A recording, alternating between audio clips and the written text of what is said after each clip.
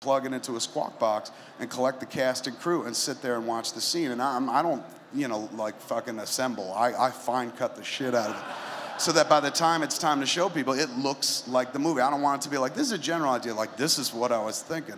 So on this flick, the whole way, I would do that. I worked it out with the crew, with the cast and crew, where, say, call time was 6 o'clock, I'd come in at 7. I was like, oh, here's what we're gonna do, top of the day, it's this first shot, set up for that, I'll be here at 7, we'll go from there. That gave me 1 more hour to sit there in the morning, cut it all together, and bring it in. And I tell you, the impact that it has on a cast and crew is enormous. You could see it. This isn't pie in the sky. Because again, it's tough to translate what's in your head to somebody, theoretical. Once you make it concrete, once they're seeing it, they're like, oh shit, that's what you're going for? And also they're seeing stuff like, if you're actors, you're seeing like all of your performance choices are being honored, like somebody's looking out for you and not just putting in your bullshit. As a crew member, you're watching all the little films that have been put together make up the big one. Because every film is made up of a bunch of different people making their own film under the one giant whole. So if you could show the crew, like, hey, that shit you did yesterday, this is what it looks like, isn't it badass? You get better work out of everybody. Like, you should do that for 5-7 minutes in the morning. Show them what you cut. Fine, cut that shit. Show them the next morning. Everybody works harder. Like, I was on this movie Catch and Release where I was just an actor. And first day of dailies, I heard a lot of the keys were like, we're going to go watch dailies at lunch. And I was like, right on. I grabbed some food and went to watch and shit. And they're like, you can't come. I was like, why? They're like, keys only. And I was like, well, can't I be an acting key? And they're like, no, it's got to be like head of this department, head of that department. And I always thought that was a mistake, because it's like, let people see what's going on, man, because they can self-correct and improve themselves without even you going like, hey, I saw that one shot and it sucked, can you do something else or something like that? Or if you're an actor, you could kind of see a performance thing where you're like, oh, I'll change that, and then the next time I do something similar. It's beneficial to kind of be very familiar with every frame of that footage, at least for me, because I don't really feel like a director most days, but I do feel like an editor. So like even on Cop Out, when I worked on Cop Out, they were like, the studio wanted to hire an editor because that's what they do. And I'm like, I'm not saying this to be a glory whore because I want extra money, because they don't really pay editors that much in the studio, at least they didn't pay me.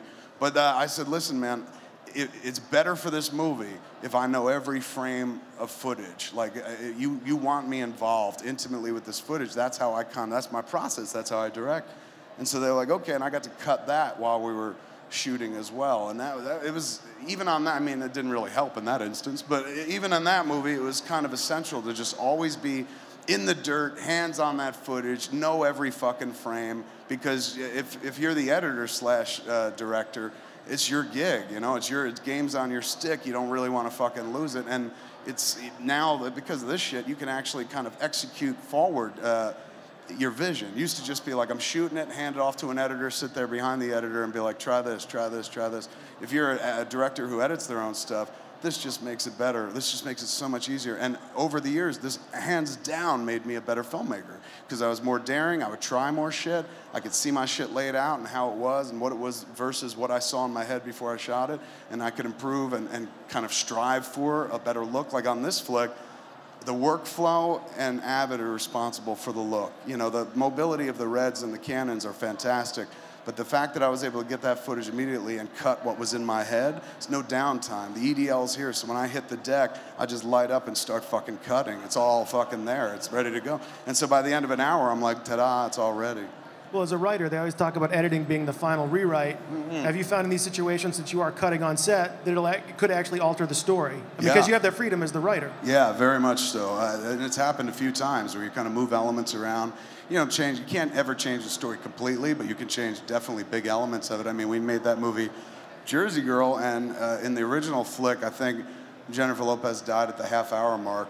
And then, you know, everyone hated Bennifer at that point. We were like, kill her at the 10-minute mark. And so that truncated very quickly. Suddenly, the very wonderful lives those characters had together was real fucking short.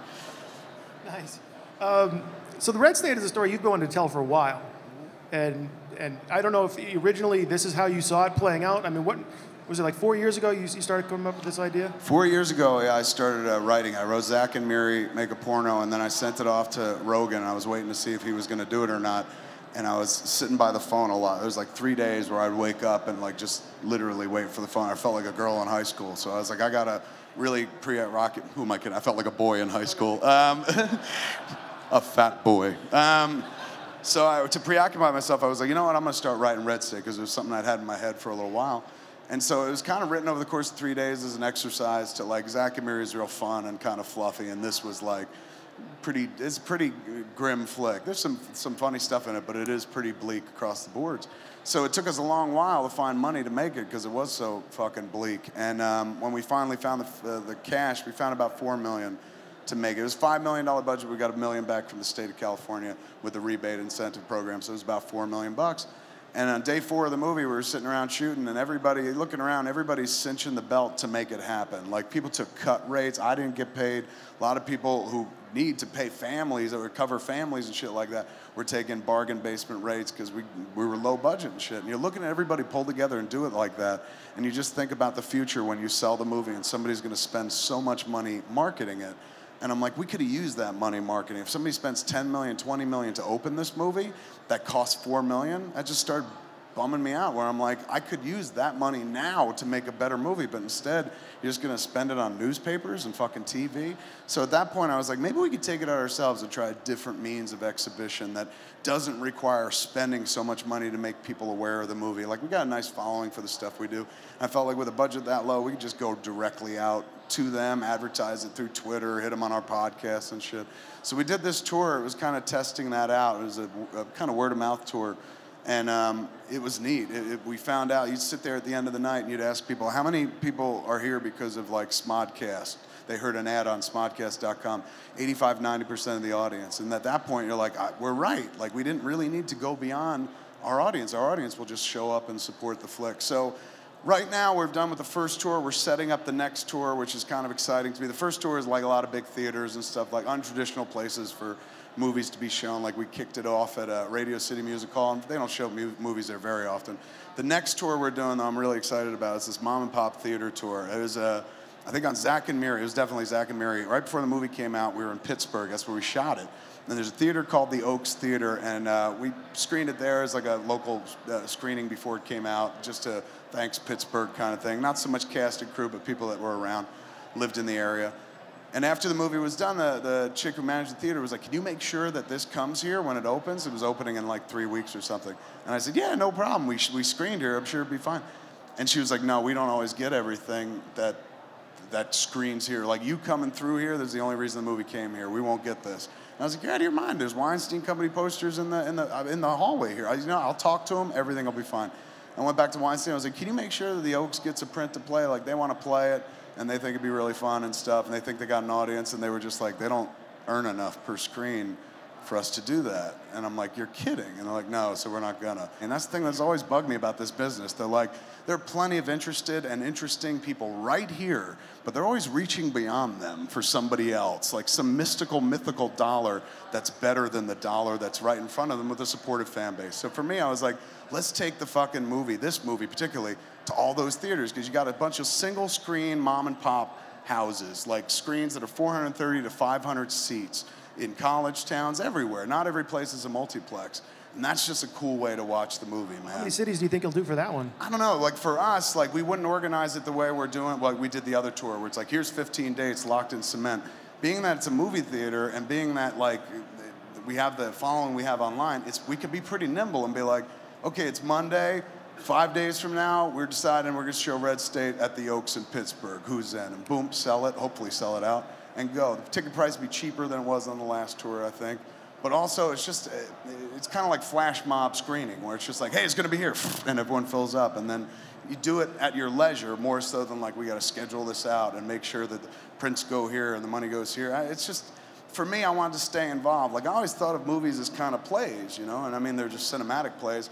But I like the idea, particularly on this tour, of living with the movie. I don't think the movie can live by itself, and it will forever once it hits home video and shit like that. But for its theatrical life, for its exhibition, I want to stay involved. Like, I don't know, I like watching the movie with audiences, and I like coming out and doing the Q&A afterwards. And, you know, I used to just be like, well, you can only do that for a little while, and then the movie has to go out. without you one day. But I don't know, this time around, I'm like, I'm gonna try to be at every screening. I know that's impossible, but for a while, for the first few months of life, as we go around touring, I can stay involved, and I can come out afterwards and be like, what'd you think? Because that's what it's all about. You don't do it to make money, you don't do it to be famous, you do it so somebody goes, good job, we're gonna put this on the fridge, you're okay. You know, that's it. You're just looking for a little fucking approval. It's okay that you're fat, you're talented, you know, that kind of thing.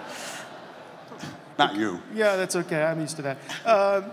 So you were talking about, you know, a target demographic and doing these 16 cities where people coming out and they want to see this flick. Yeah. And these cats do. That's the thing. Yeah. It's like we're just playing to our audience.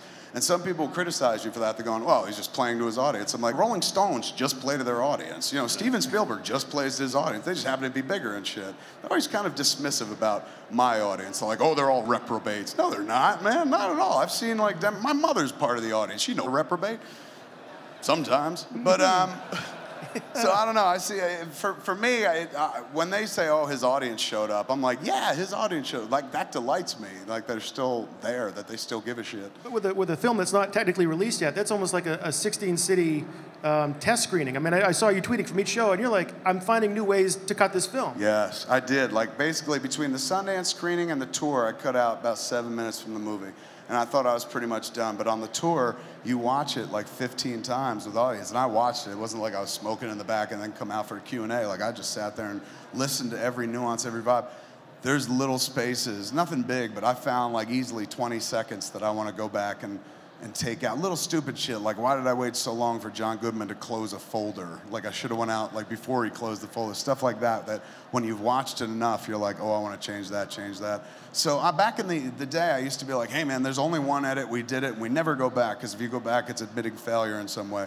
But I don't feel that way anymore. I'm like, been doing this nearly 20 years, I'm 40, I'm a bit more fucking self-assured of what I'm doing.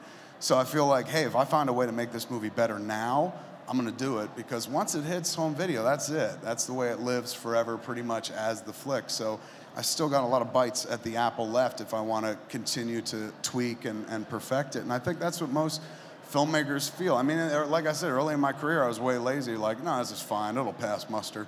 But like now I understand the Kubrick mindset of like, he puts The Shining out and then he's like, hold on, I want to edit a little more. And they're like, what are you kidding? It's out. And he's like, fuck you. And he keeps cutting and he puts it back out because it's his and it's going to live forever in a different medium, like as the flick that he envisioned. So he's like, until it hits that point, well, he was, I'm going to keep perfecting it. Yeah.